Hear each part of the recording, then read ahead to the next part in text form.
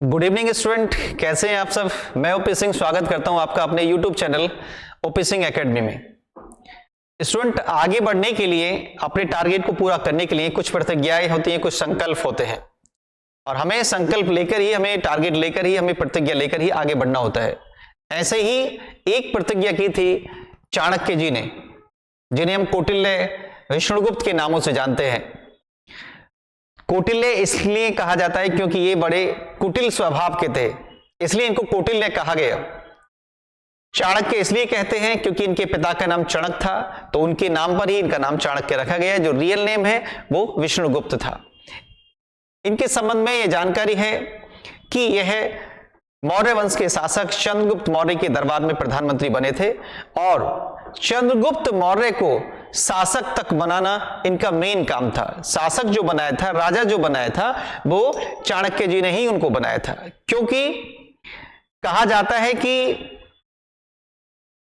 चंद्रगुप्त मौर्य जो एक छोटा बच्चे के रूप में था, जो 6 से 7 वर्ष का था, तो चाणक्य ने ही उस बच्चे को एक खेल खेलते हुए देखा था, जो उस समय राजकीलम खेल हुआ करता था। राजकीलम, तो ये एक छोटा बच्चा उस समय जो था 6 से 7 वर्ष का, वो राजकीलम जो खेल खेल रहा था अपने दोस्तों के साथ, तो बड़े अच्छे ढंग से बच्चे बड़े अच्छे तरीके से खेल रहा था। तभी चाणक्य ने उस बच्चे को कुछ पण देकर उनके माता पिता से ले लिया था, खरीद लिया था और उस बच्चे को पाला पोसा बड़ा किया।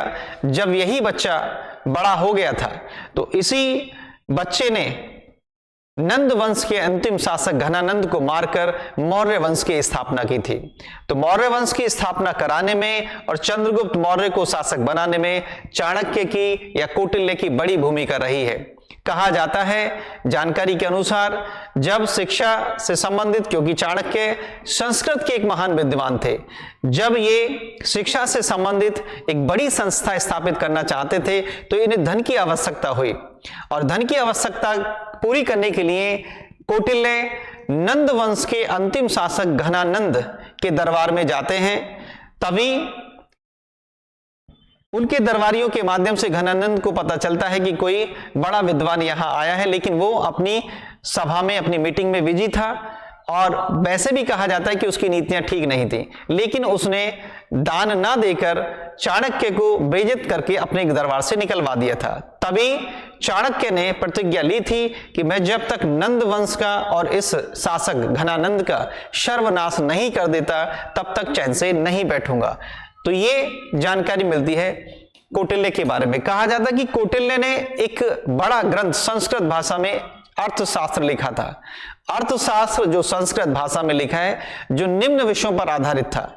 जैसे अर्थशास्त्र जो किताब है वो कृषि व्यवस्था पर आधारित थी, वो प्रशासनिक व्यवस्था पर आधारित थी, वो आर्थिक नीतियों पर आधारित थी और सामाजिक व्यवस्था पर भी आधारित थी।